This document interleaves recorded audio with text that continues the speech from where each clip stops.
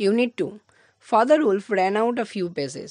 বাবা নেকড়ে কিছুটা দৌড়ে গেল and heard শুনল শের খা muttering and mumbling savagely. শের খা কিছু ক্রুদ্ধ স্বরে বা কিছু রাগত স্বরে অস্পষ্টভাবে কিছু বিড়বিড় করে বলল। As he tumble about in the scrub, যখন কিনা সে একটা স্ক্রাব মানে ঝোপের মধ্যে গড়াগড়ি পাচ্ছিল বা গড়িয়ে পড়ছিল ঠিক সেই সময় তার সেই বিড়বিড় করে বলা কিছু অস্পষ্ট শব্দকে নাই ফাদার উলফ শুনতে পায়। The fool has had no more sense than to jump at a woodcutter's campfire, and he has burnt his feet, said Father Wolf with a grunt. তাহলে গ্রান্ট মানে ঘোতঘোত করে বলা। তাহলে ফাদার উলফ ঘোতঘোত করে কি বলল না, যে বোকাটার যা বুদ্ধি, বোকা বলতে এখানে কাকে বলা হয়েছে, ওই শের খাকে, বোকাটার যা বুদ্ধি তাতে ওই বুদ্ধি নিয়ে একটা উড কাটার অর্থাৎ কাঠুরেদের যে ওই আগুনে পা পোড়ানো ছাড়াও আর কী বা করতে পারে। Something is coming uphill, said mother wolf, twitching one ear. Twitching হচ্ছে ওই দেখবে তো আমাদের চোখ মাঝে মাঝে কন্টিনিউয়াসলি একটু কাঁপে, এটাকে বলা হয় ওই টুইচিং, বা তিত্তির করে কাঁপাকে বলা হয় টুইচিং। কিন্তু এখানে তার কানটাকে টুইচিং তো না, অ্যাকচুয়ালি বলতে গেলে আমরা কোনো কথা যদি মনোযোগ দিয়ে শোনার কথা বলি বা যদি খুব দূরের বা কোনো ডিস্টেন্স কোনো সাউন্ড হয় সেখানে আমরা বলি না যে দেখো কান খাড়া করে শুনছে যেন তোমার কথা, বা সেই শব্দটা ঠিক এখানেও সেরকম। সে তার ওরকম একটা কান খাড়া করে কিছুটা শুনে মাদার উলফকে বলল কিছু একটা হয়তো ওপরে আসছে। দ্য বুশেস রাসেলড আ লিটিল, সেই ঝোপঝাড়গুলো একটু যেন খসখস করে আওয়াজ করছে, অর্থাৎ কিছু হয়তো মুভমেন্ট হচ্ছে ঝোপঝাড়ে তাই জন্য। And father wolf got ready to leap মানে জাম্প, বাবা নেকড়ে প্রস্তুত হলো ঝাঁপিয়ে পড়ার জন্য। কেন এখানে ঝাঁপিয়ে পড়ার জন্য, কারণ যখনই দেখছে সেই ঝোপের মধ্যে থেকে কিছু একটা জিনিস হচ্ছে ওরকম নড়ছে বা ওরকম আওয়াজ হচ্ছে, তার মানে নিশ্চয়ই কোনো শত্রু বা এনিমি হয়তো আক্রমণ করতে বা কিছু, তাই তার জন্য তো প্রস্তুত থাকতে হবে। তাই সেই বাবা নেকড়ে বলছে ready to leap. Then if you had been watching, যদি তুমি তখন দেখতে পেতে, you would have seen the most wonderful thing in the world, তাহলে তুমি বিশ্বের সবথেকে অত্যাশ্চর্য জিনিসটা দেখতে পেতে। তাহলে এই লাইনটা কিন্তু আমাদের যে অথার অর্থাৎ রুডিয়ার্ড ক্রিপলিং তিনি কিন্তু আমাদের উদ্দেশ্যে বলছেন, এটা কিন্তু শেরখা বা গল্পের কোনো অংশ নয়। ম্যান, হি স্ন্যাপড, অর্থাৎ ফাদার উলফ হচ্ছে এটা কর্মর করে কি বলল, মানুষ, আ ম্যানস কাপ, লুক, দেখো দেখো একটা মানুষের ছানা। এখন দেখো ম্যানস কাপ বলেছে, কিন্তু ম্যানস মানে মানুষের সন্তান হিসেবে বা চাইল্ড বলেনি কিন্তু, বা বেবি বলেনি, man's cub. Directly in front of him, in front of preposition, তার মানে হচ্ছে সামনে। তাহলে directly in front of him বলতে ফাদার উলফের একেবারে সামনে। Holding on by a low branch বলতে একটা হচ্ছে ডাল ভাঙা বা একটা হচ্ছে স্বল্প দৈর্ঘ্যের ডাল সে ধরে হাতে নিয়ে আছে। Stood a brown baby who could just walk, অর্থাৎ সবে মাত্র হাঁটতে পারা একটা হচ্ছে বাদামি বর্ণের শিশু, অর্থাৎ তার গায়ের রং বা চামড়ার রং বা ত্বকের রং হিসেবেই বলছে, তাই বলছে একটা ব্রাউন বেবি বা বাদামি ত্বকের শিশু যেন সে সবে মাত্র হাঁটতে পারে, সেই রকম একটা শিশু হাতে একটা ওরকম ভাঙা ডাল বা ডাল নিয়ে তার সামনে এগিয়ে আসছে। He looked up into father's wolves face and laughed, অর্থাৎ সেই যে বেবিটার কথা বলা যে সেই বেবিটা সেই ফাদার উলফের মুখের দিকে তাকালো, মানে মুখোমুখি হলো, অ্যান্ড লাফড, হেসে ফেললো। কারণ দেখো বাচ্চার মনে তো আর সেই ভয় নেই যে ধরো একটা সাপ যদি একটা বাচ্চার পাশে থাকে তাহলে সে শিশু মনেই সেইটাকে ধরতে চাইবে বা ভয় পাবে না, কিন্তু আমাদের সামনে যদি থাকে, সামনে কেন 10 হাত দূর থেকে হলেই দৌড় লাগাবে বা এখনই ছুটবে। তো এখানে সেটাই বলেছে। Is that a man's cub, said mother wolf, mother wolf প্রশ্ন করলো যে ওটা কি একটা মানুষের ছানা। I have never seen one, bring it here, আমি কোনো দিন তো দেখিনি কোনো এরকম হচ্ছে মানুষের ছানাকে, একটা কাজ করো হচ্ছে ওটাকে নিয়ে আসো এখানে। I have heard now and again of such thing, এটা কে বলছে, ফাদার উলফ বলছে আমি এরকম অনেকবার শুনেছি, অর্থাৎ এই মানুষের ছানা এরকম বন জঙ্গলে বা পশুদের মাঝে এসেছে, এরকম কোনো ঘটনার কথা সে হয়তো আগেও অনেক শুনেছে। But never in our pack or in my time, কিন্তু কখনো আমাদের প্যাক হচ্ছে কালেকটিভ নাউন, অর্থাৎ আমাদের দলে বা আমার সময়ে আমি তো কোনো দিন দেখিনি। সেড ফাদার উলফ, বাবা নেকড়ে বলল। He is altogether without hair, আর আরেকটা জিনিস দেখো, তার সারা শরীর লোম ছাড়া। অ্যাকচুয়ালি আমাদের তো লোম আছে, বাট ফাদার উলফ কোন রেসপেক্টে এই কথাটা বলছে, যে কারণ পশুদের তো একেবারে লোম বা পশমে তো পুরো সারা শরীর ঢাকা থাকে, সেই তুলনায় ওই যে ম্যানস কাপ বা যে বাচ্চাটার কথা বলা হয়েছে সেই বাচ্চাটার গায়ে তো অতটাও লোম নেই বা লোমে ঢাকা নেই তো শরীরটা, দ্যাটস ওয়াই এখানে বলছে যে without hair. The moonlight was blocked out of the mouth of the cave, অর্থাৎ সেই যে আমরা পড়েছিলাম ইউনিট 1-এই যে তারা যে কেভে থাকতো, সেই কেভের সামনে একটা গর্ত ছিল যেখান থেকে চাঁদের আলো বা চাঁদকে দেখা যেত।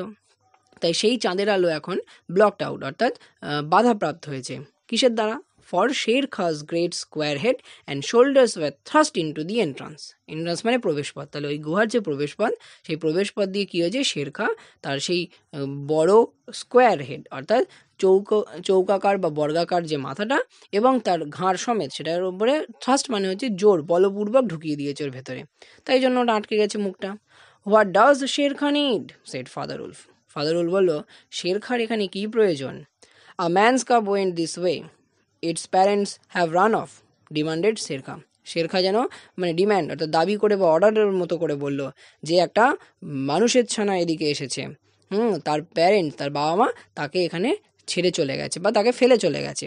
অ্যাকচুয়ালি হতে পারে হয়তো, আমি যদি মানে একটা অ্যাজাম্পশন করা যেতেই পারে, হয়তো সেই বাবা মা সমেত সেই শিশুটি ছিল, এখন সেখানে ধরো এই শের খা বা টাইগারের ভয়, আক্রমণে বা ভয়ে তার বাবা মা তাকে ছেড়ে হয়তো ছেড়ে চলে যেতে চায়নি, হয়তো ভাগ্যের পরিহাসে হয়তো দেখা গেল নিজেদের জীবন বাঁচাতে গিয়ে তাদের কাছ থেকে হয়তো এই শিশুটা ওখান থেকে ফেলে চলে এসেছে বা ছুটে গিয়েছে। The wolves are free people, said father wolf. তাহলে শের খার এই ডিম্যান্ড বা দাবির উত্তরে এখন ফাদার উলফ কী বলছে, যে উলফস বা নেকড়েরা হচ্ছে স্বাধীন চেতা লোক, অর্থাৎ তারা কারোর অধীনে নয়। They take orders from the head of the pack. একমাত্র তারা শুধুমাত্র কার কাছ থেকেই তারা আদেশ পালন করে বা আদেশ শোনে না, তাদের যে দল বা প্যাকের যে প্রধান, অর্থাৎ যে ওদের যে দলের যে প্রধান আছে সেই দলপ্রধানের কাছ থেকে। And not any from স্ট্রিপ্ট animal, অর্থাৎ কোনো প্রকার স্ট্রিপ্ট অ্যানিম্যাল মানে ডোরা কাটা বা দাগ কাটা পশু, অর্থাৎ প্রকারান্তরে শের খানের নাম না নিয়ে সে বাঘের কথাই বলতে চাইল। The man's cup is ours.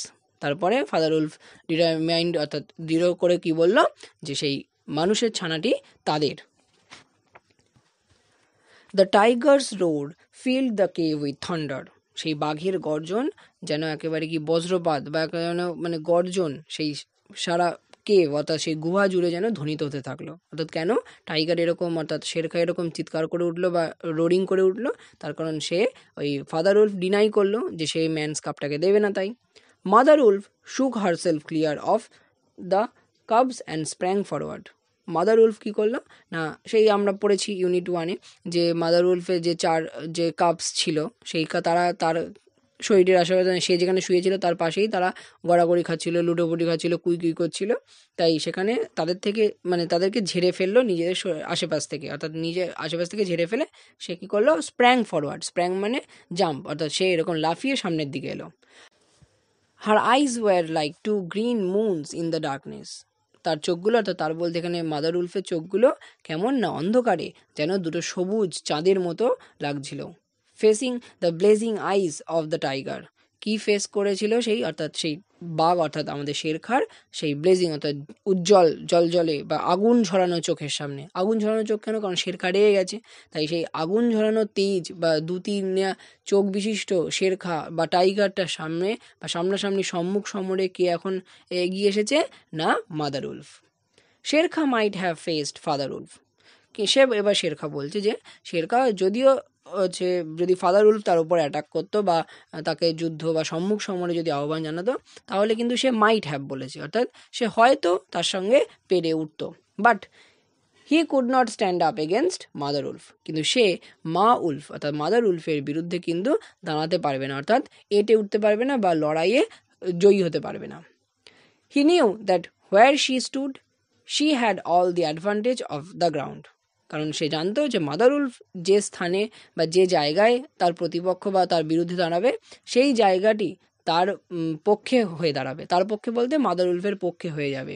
And would fight to death, এবং সে আমৃত্যু পর্যন্ত অর্থাৎ মাদার উলফ আমৃত্যু পর্যন্ত লড়বে। দেখো এখানে একটা বৈশিষ্ট্য আছে যে তোমাদের হয়তো এই অংশটা বুঝতে নাও পারো। সেটা হচ্ছে দেখো মারা তার সন্তানের জন্য একদম শেষ পর্যন্ত অর্থাৎ জীবনের শেষ বিন্দু পর্যন্ত প্রাণ যতদিন যতটুকু সময় পর্যন্ত আছে ততটুকু পর্যন্ত লড়াই করতে প্রস্তুত, তার নিজের যতই কষ্ট হোক।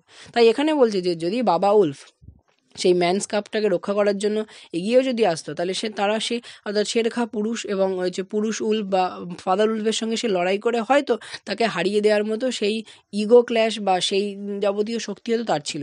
কিন্তু একজন মা যে কিনা তার সর্বশক্তি এবং নেচারও তাকে হেল্প করবে যেন, অর্থাৎ সেই গ্রাউন্ড। তাছাড়াও আর একটা দিক আমরা বলতে পারি, যেটা হচ্ছে যে এখন তো যে শেরখা, সে তো তার যে হান্টিং গ্রাউন্ড চেঞ্জ করে এসেছে, অর্থাৎ অন্য যে সেখানে ওয়েনগাঙ্গা রিভারে থাকে সেখান থেকে সে এখন এসেছে কোথায়, সে এখন এসেছে আমাদের এতে তোমার এই যে ফাদার উল্ফ যেখানে থাকে, সেই ফাদার উল্ফ যেখানে থাকে সেই সিওনি হিলস, তাই এই জায়গাটা তার কাছে আননোন হতেই পারে, তাই সে এই ভয়েও মা নেকড়ে বা মাদার উল্ফের সঙ্গে এঁটে উঠতে পারবে না বলে আশঙ্কা করে।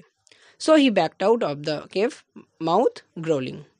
তাহলে সে গদগদ করতে করতে গজরাতে গ্রাউলিং মানে গজরাতে সেই কেভের মাউথ অর্থাৎ গুহার মুখ থেকে নিজেকে সরিয়ে নিল বা পিছু হটলো।